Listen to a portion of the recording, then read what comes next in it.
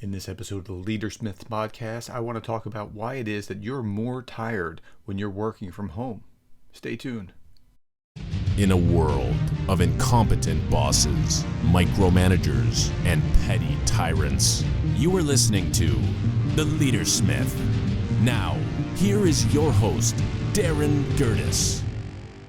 So in this episode, I want to talk about a number of articles. I read one and it led me to another and another. So the first was an article in Fortune, just came out. It said the pandemic work day is 48 minutes longer and has more meetings.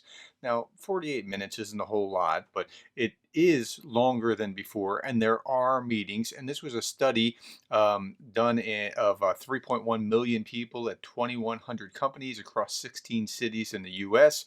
And what they found was we are working longer, and we have meetings have increased about 13%, and we have more emails per day, just slightly, but that compounds and it grows over time, and it has a greater weight. So this led me to a CNBC article entitled "Coronavirus Lockdowns Are Making the Working Day Longer for Many." Now this was from the end of March, so like mid-pandemic.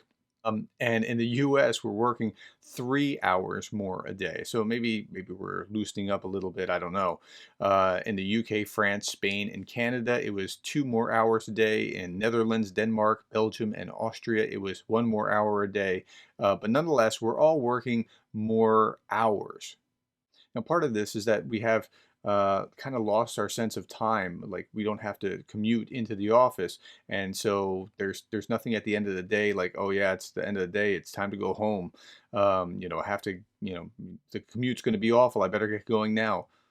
And many people are also trying to prove to their employer that they're actually doing their work, so they're working overtime. So a productivity specialist was interviewed for this article, and she said this: in order to establish better work-life boundaries, she said that employees should not feel the pressure to work during that time that they normally commute.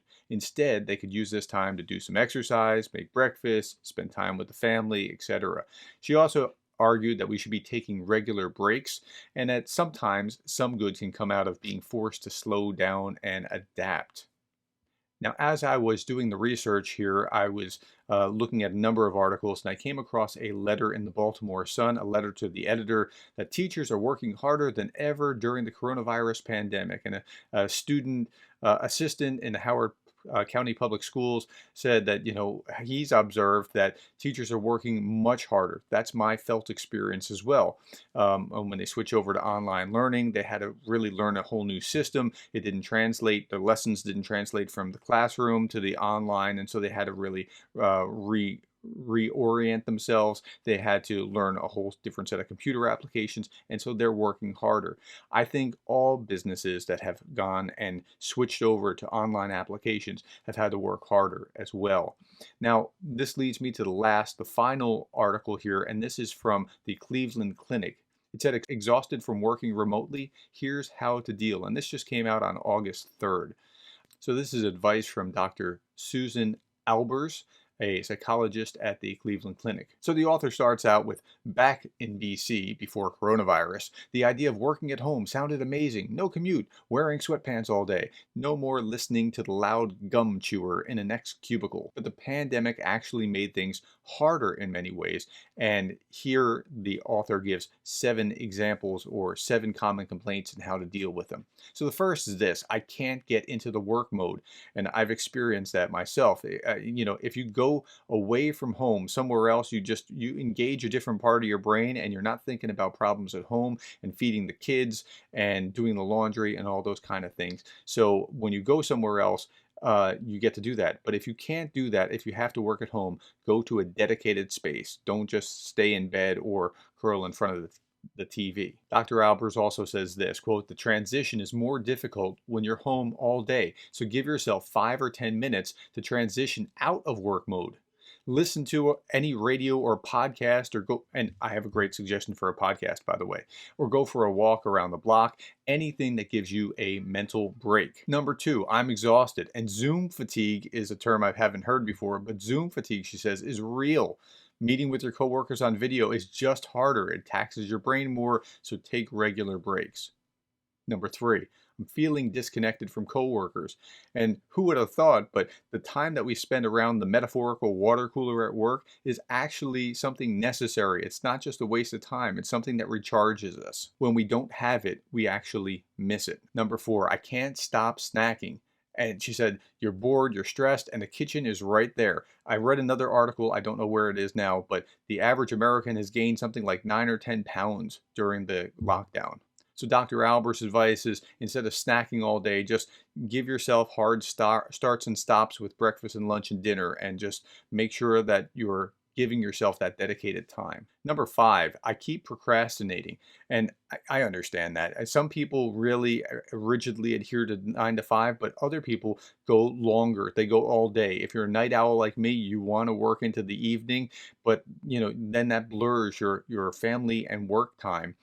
So you have to really be careful to make your family time, and your work time. Number six, I'm easily distracted. You have all these distractions that want to pull you away from work, including kids, which are great, but they're a distraction. Put on noise canceling headphones, use technology to your advantage, things like timers or block social media. Use whatever means necessary to keep work, and home, even if you're at home.